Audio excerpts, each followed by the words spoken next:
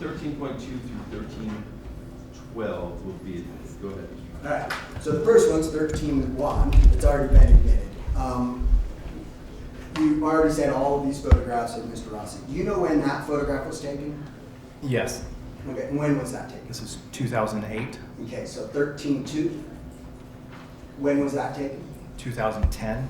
13.3. This is going to be approximately between 2010 to 2012. Okay. 13.4. 2012. 13.5. Again, 2012 to 2014. 13.6. 2015. 13.7.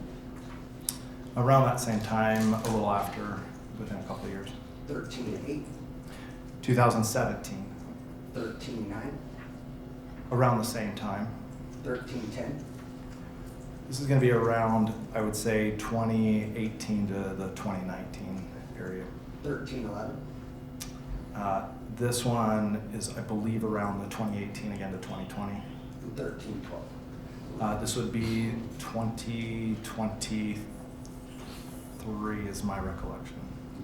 Okay. And my understanding is the significance of these photos is that the photos not only were associated with the year, but also the location. Is that correct? Yeah, And then ultimately that location search led you to England. Is that correct? that is correct. Where you located who?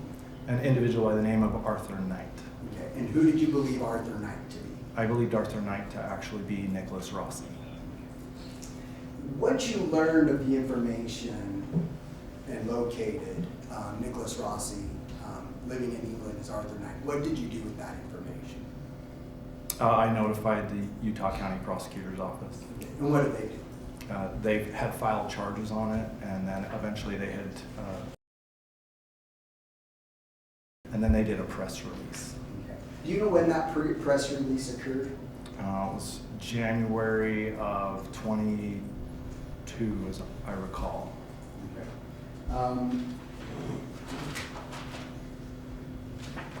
As a result of this press release, did somebody reach out to you? That is correct.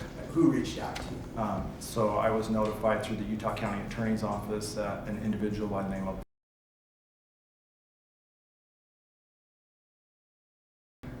wished to talk to me about an experience that she had had with Nicholas Rossi.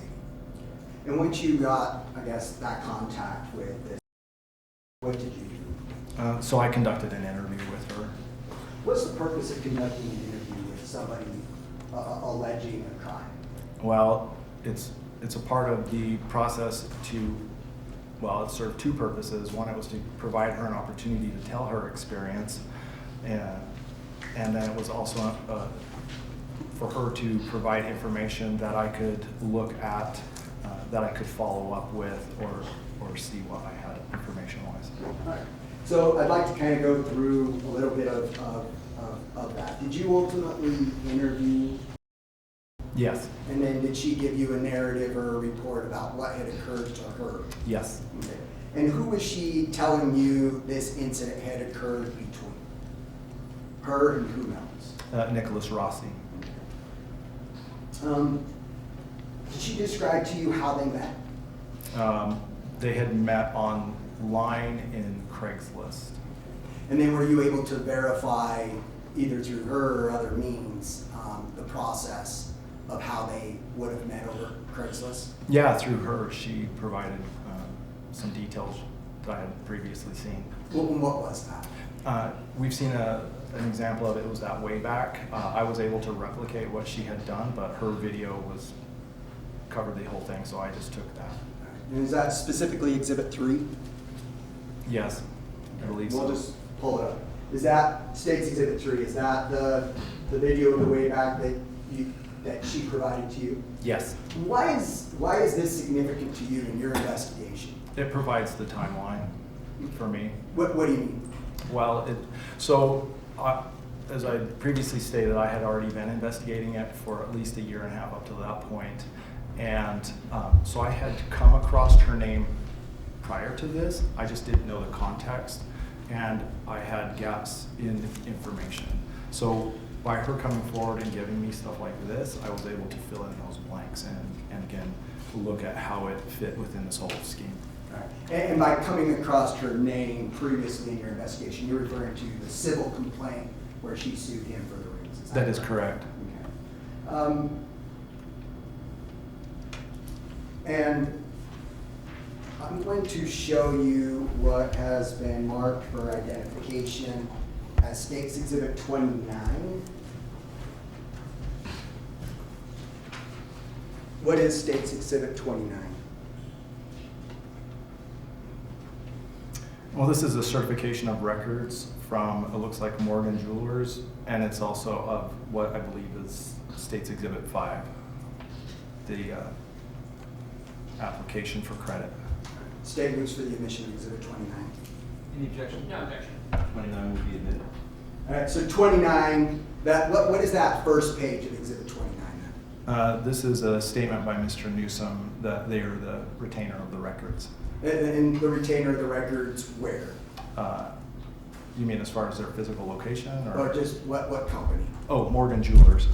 So basically, it's just a statement saying that the document or the exhibit, which is, I guess, the same copy as what's contained in Exhibit 5, that he provided that document. That is correct. Okay. So let's go ahead and take a look at Exhibit 5. We talked about, I guess, talked to you about an engagement, Yes. right? You were provided this document from, correct? That is correct. And I don't know, would it help you to step down to refer to this document? Yeah. To tell us what's significant to you about it? Yes, if that's okay. If you may, go ahead and step down. And why is Exhibit 5 and then also memorialized in 29? Why is this significant to you in your investigation? So first off, I see the application has the name of Nicholas Rossi. It had details that were previously known to me by what we talked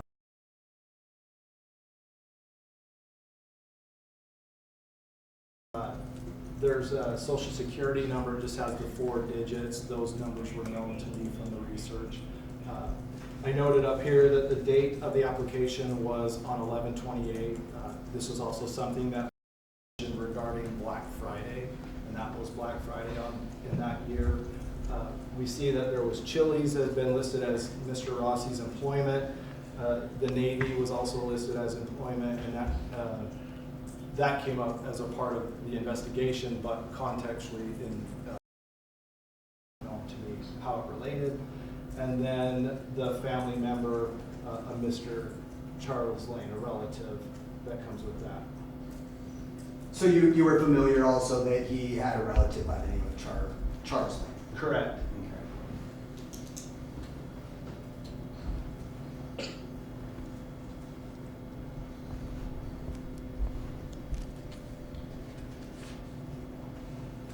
What was the cost of, I guess, the application for the rooms? What was the cost that they were actually borrowing for the rooms? My recollection, it was $1,800. You can go ahead.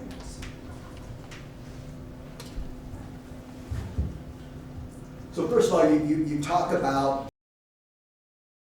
Yes. I'm showing you what has been admitted as State's Exhibit 4. These apartments.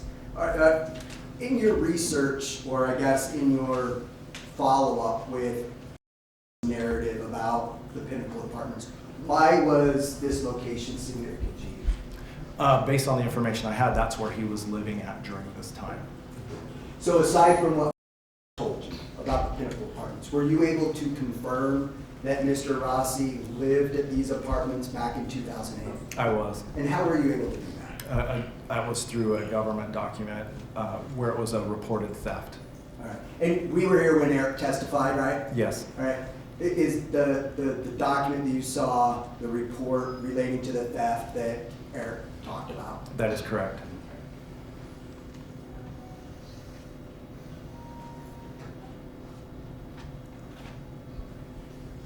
Did you do any other follow-up, interview anyone that lived in these apartments or otherwise to confirm that Mr. Rossi had in fact lived there as well? Yes. And who did you speak with?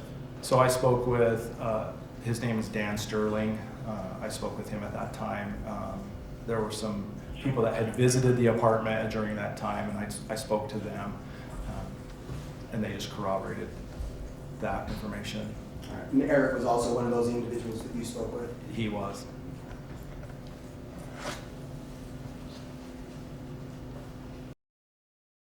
Also talked to you about another location, the Blair Yes. Street address.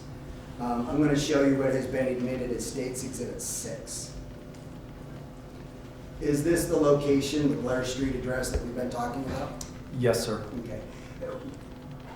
Kind of explain to us, I guess, from your interview, did you take her there immediately, or when did that take place? That was approximately a week later after the initial interview.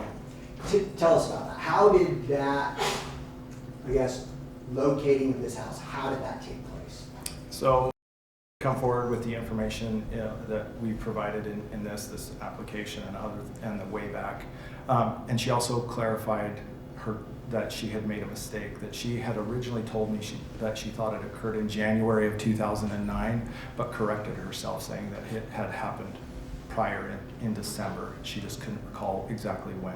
Okay, I'd like to get to that in a minute, but as far as taking her to this house, how did that take place? So then when we were talking, she had mentioned that she thought it was in South Salt Lake. However, I had observed, again, other government documents where police had gone to this address listing an individual by the name of Brett Calley and Nicholas Rossi living at this address. And again, that was in my prior investigation.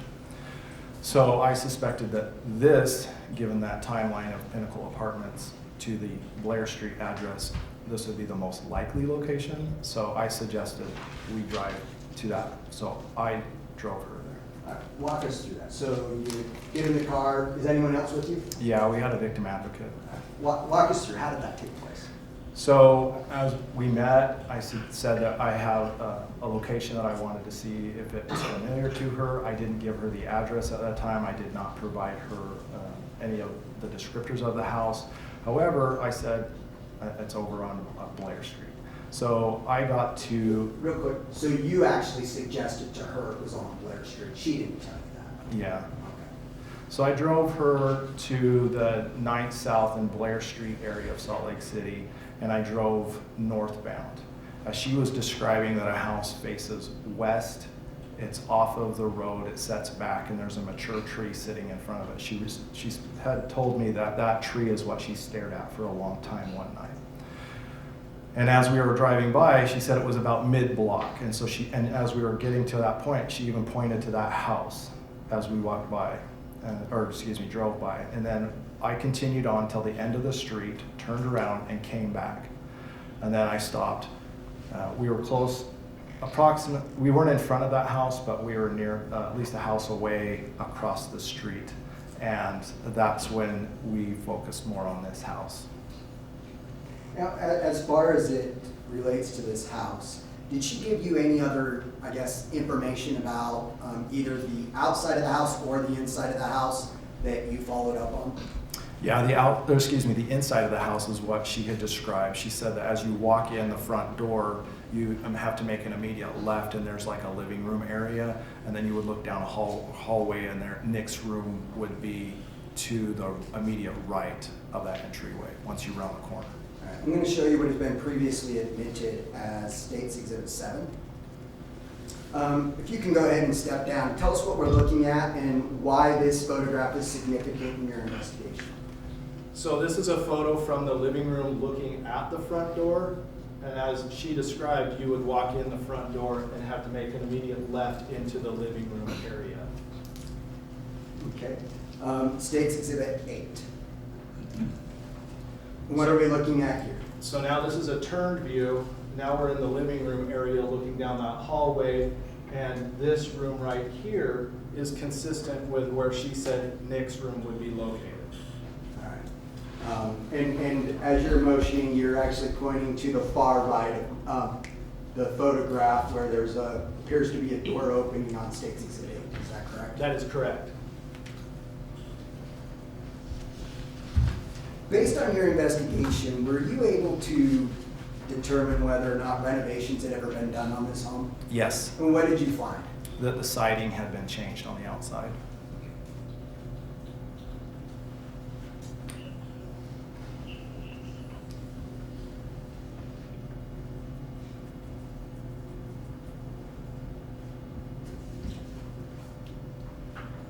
Moments ago, you told us that originally when told you that the assault had occurred at this location, that she had originally told you it was in January. Correct. Did she come back to you and correct that? She did. Tell us about that. So again, it was our initial conversation. She had said it was January of 2009 was her recollection. And then within a week, she had come back and said, no, I was mistaken, and it would have occurred before that. And that was consistent based on what she had described with the filing of the small claims. All right, and I'm going to show you State's Exhibit 11. Is this the small claims report?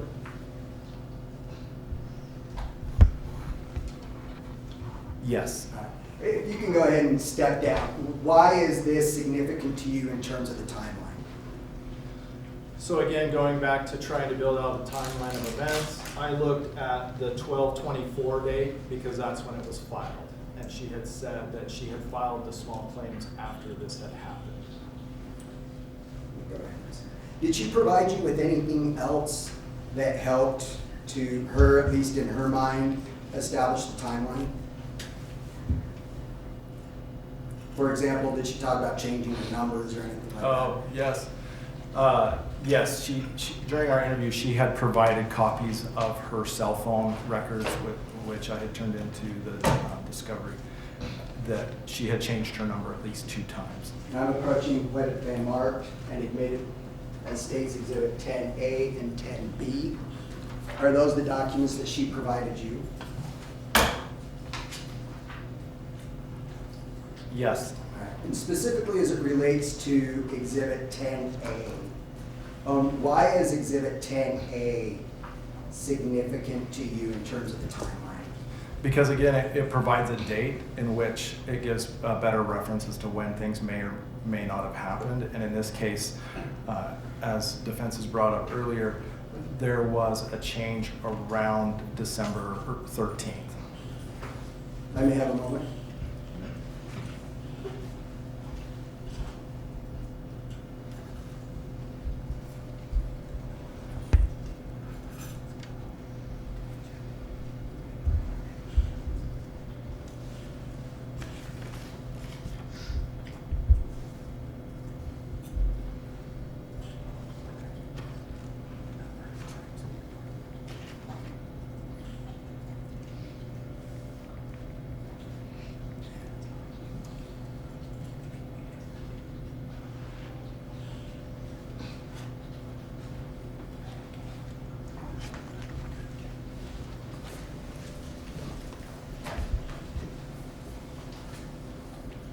As it relates to State's Exhibit 6 and the time of the assault, did tell you about how many times she'd been to that location?